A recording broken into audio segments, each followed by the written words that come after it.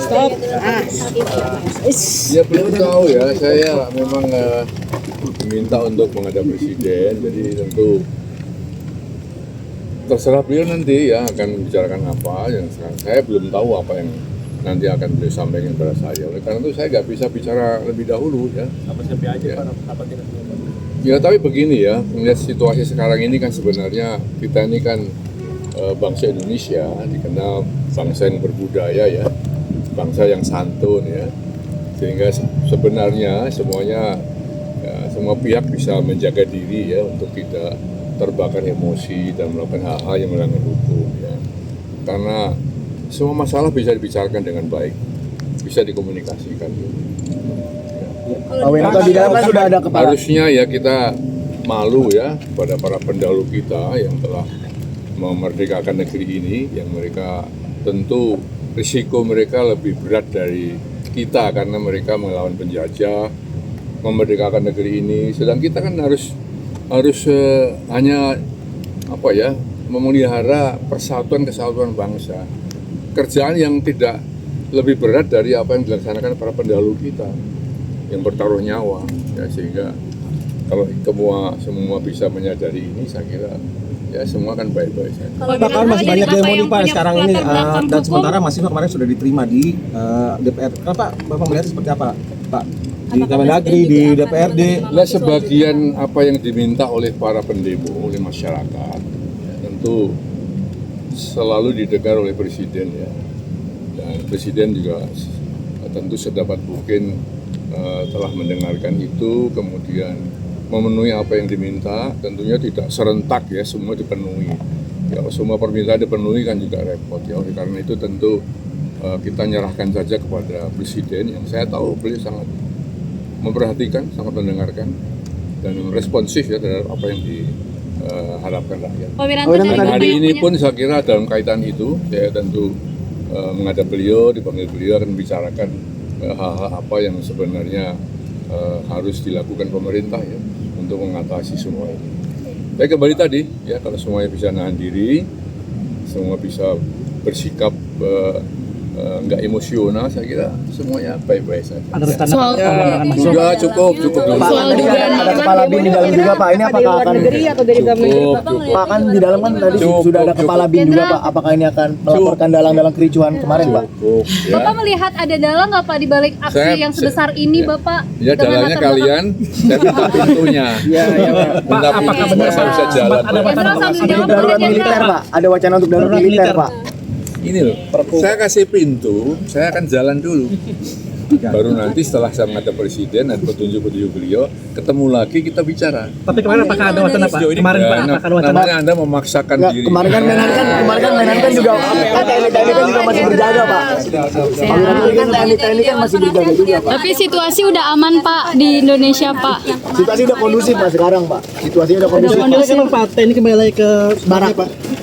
Jenderal, TNI kan masih berjaga-jaga Pak. Jenderal, kalau dari Bapak yang punya kata Pak duduk depan aja Pak, lihatnya Pak. Oh, saya kan dipanggil hari ini. Nanti kalau misalnya ada arahan-arahan dari beliau nanti saya sampaikan sama saya. Ini apakah membahas mengenai kondisi Indonesia seperti terjun Pak? Pasti kemungkinan seperti itu karena kan happy-nya sekarang situasi pasca demo kemarin. Yang jelas Bapak Presiden pernah hari Minggu menyampaikan bahwa tentunya kebijakan-kebijakan beliau juga tidak sepenuhnya juga banyak orang yang ada orang juga yang merasa dirugikan mungkin ya. Dan sehingga padahal beliau itu dengan tujuannya yang sangat mulia kalau saya lihat itu bagaimana ingin mensejahterakan rakyat Indonesia, bagaimana jangan sampai anak-anak tidak makan, bagaimana memajukan bangsa ini dan tentunya mahasiswa-mahasiswa yang kemarin demo termasuk para buruh, saya punya keyakinan bahwa mereka itu pasti hanya menyampaikan aspirasinya. Namun kan ada pihak-pihak tertentu yang memanfaatkan situasi ya, para perusuh-perusuh inilah yang menurut saya tidak bertanggung jawab. Yang lebih tahu adalah kepolisian ya. Kalau saya hanya dengar-dengar tapi kan tidak bisa kita pertanggungjawabkan. Dari dalam atau dari luar, Pak? Bisa jadi dari dalam maupun dari luar. Nah, mungkin nanti saya dapat. Kemarin ramai Pak, ada foto anggota BAIS TNI yang diduga menjadi provokator Pak. Apakah benar itu Pak? Nah, itu keabsahannya juga saya masih belum monitor ya. Apakah itu benar apa tidaknya. Walaupun memang ada yang ditangkap, tapi memang dunia intelijen seperti itu biasanya. Tetapi pasti ada tujuan-tujuan tertentu. Yang jelas pasti pihak TNI tidak mungkin akan ada tujuan-tujuan lain. Yang jelas bagaimana untuk memonitor situasi di lapangan, sehingga bagaimana langkah-langkah ke depan TNI apabila diminta bantuan oleh kepolisian, mereka sudah tahu. Nah, itulah informasi-informasi itu mungkin dari kelompok intelijen yang bisa masuk ke dalam itu. Tapi ini tangkap benar dia BAIS TNI Pak ya? Ini tangkap itu? Nah, sampai sekarang saya belum tahu. Kemarin Wapang kalau nggak salah sudah memberikan pernyataan. Pernyataan dari pihak TNI sendiri, sampai sekarang saya belum tahu itu. Pak, ini kan Pak masih banyak pasukan dari TNI yang dikerahkan untuk menjaga keamanan. Ini mungkin sampai kapan Pak mereka akan di lapangan? Nanti Panglima TNI mungkin bisa menjawab. Pak, mengenai wacana darurat militer apakah seperti wacanakan Pak oleh Pak Presiden? Darurat militer saya sampai sekarang belum dengar. Ya, tentunya apabila melaksanakan darurat militer itu tahapannya panjang ya.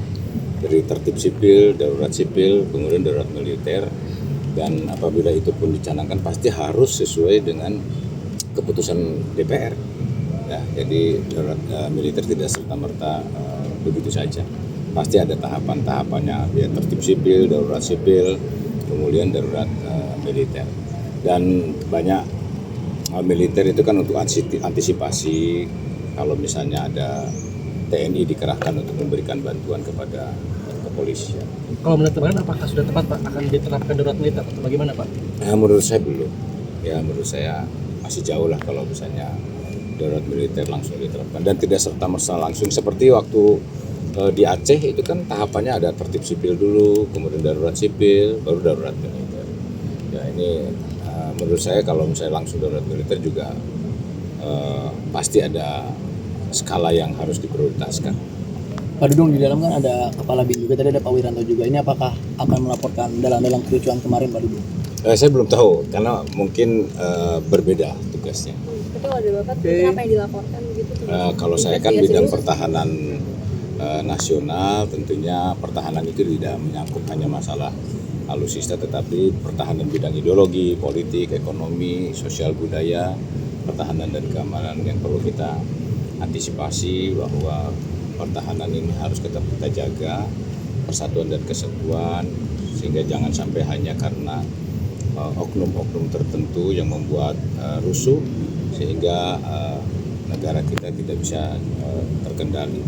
Tapi saya yakin langkah-langkah, dan saya memahami juga kemarin dan tadi saya lihat di televisi bahwa DPR juga akan mengevaluasi baik secara personal anggotanya, termasuk DPR sendiri, dan pemerintah pun saya lihat bahwa Presiden kemarin sudah menyampaikan beberapa langkah-langkah yang nanti aspirasi mereka ini perlu kita evaluasi ke depannya, dan mudah-mudahan apa yang dirasakan oleh masyarakat ini bisa terjawab. Oke. Oke.